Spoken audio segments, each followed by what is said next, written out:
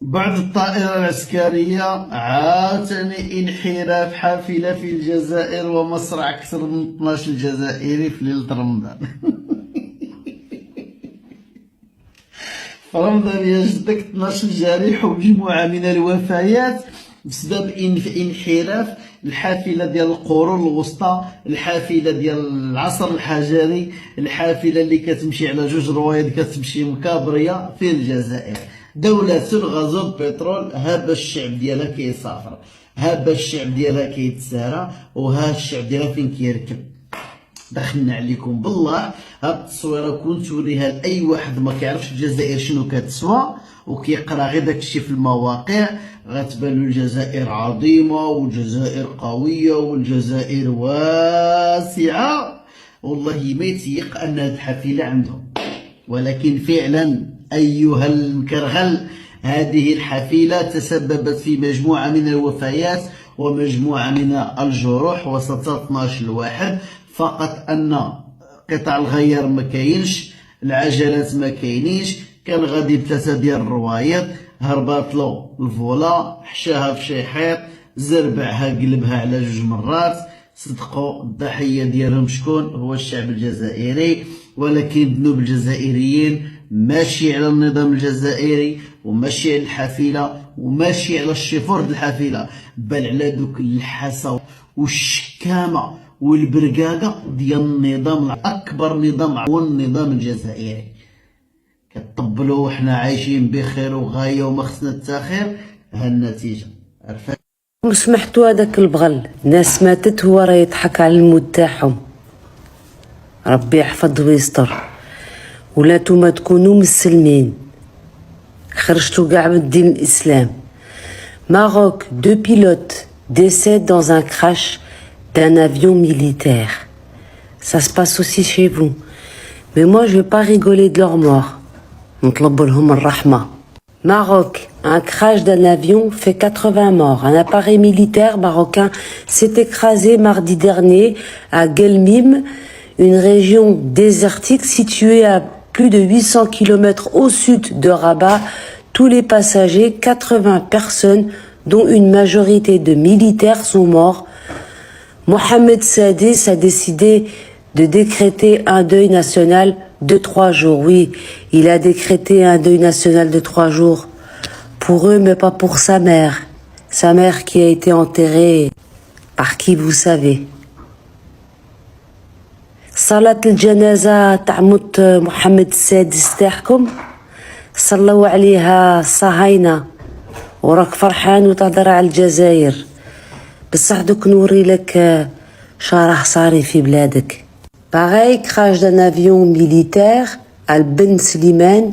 Les 2 victimes étaient officiers de l'armée de l'air.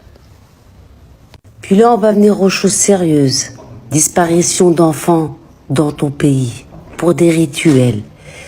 Disparition d'enfants au Maroc, une organisation appelle à une prise de conscience collective le 4 mars 2026. Tel quel, c'est marocain.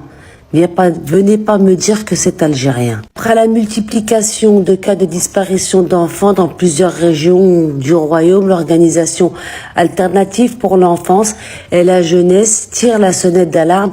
Elle appelle à une mobilisation générale, familles, écoles, institutions, pour renforcer la prévention, améliorer la coordination entre acteurs et mieux protéger les enfants des risques, y compris numériques. Face à la montée des signalements de disparition d'enfants au Maroc, des rumeurs alarmistes envahissent les réseaux sociaux, liant ces tragédies à des rituels occultes prétendument associés à une période dangereuse de mars. Najat Anwar, président de l'association Ne touche pas à mon enfant, dénonce ces spéculations infondées et appelle à la prudence, soulignant l'absence de preuves de disparition saisonnière. De quoi vous avez peur? Vous n'osez pas dénoncer. Il y a des gamins qui disparaissent.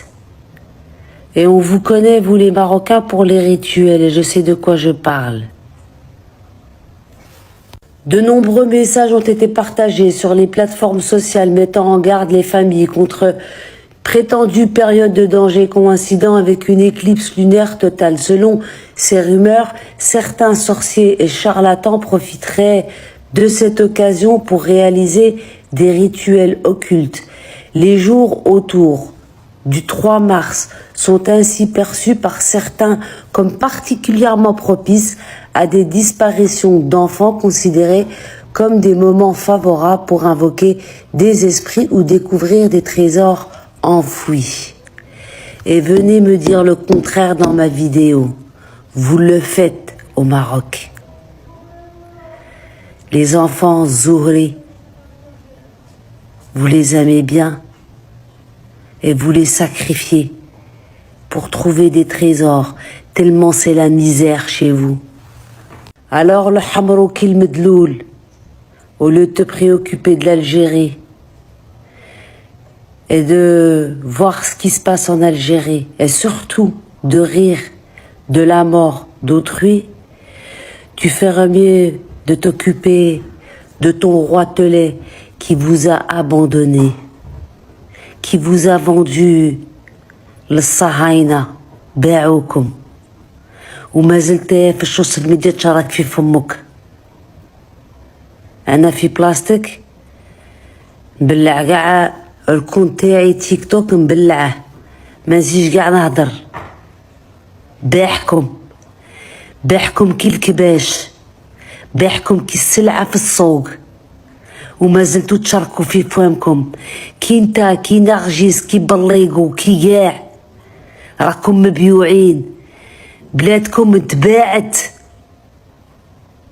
ما بقات لكم لا بلاد لا شرف لا والو. وانا هادوك الدراري اللي قتلوهم وهاد العسكر تاعكم اللي ماتوا ما غاديش نضحك عليهم، ربي يكتب لهم كيما هاك.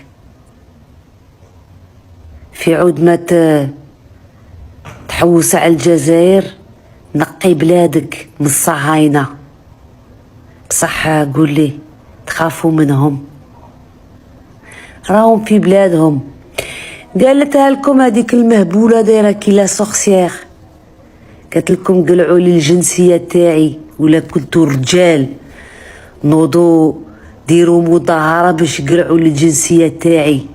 قالتها لكم هذيك راهي بلادنا، كنا قبلكم وغادي نطردوكم، وحنا الحدود تاوعنا يقعدوا مبلعين. على كل حال كل واحد اللي مات نترحموا عليه ما نضحكوش عليه.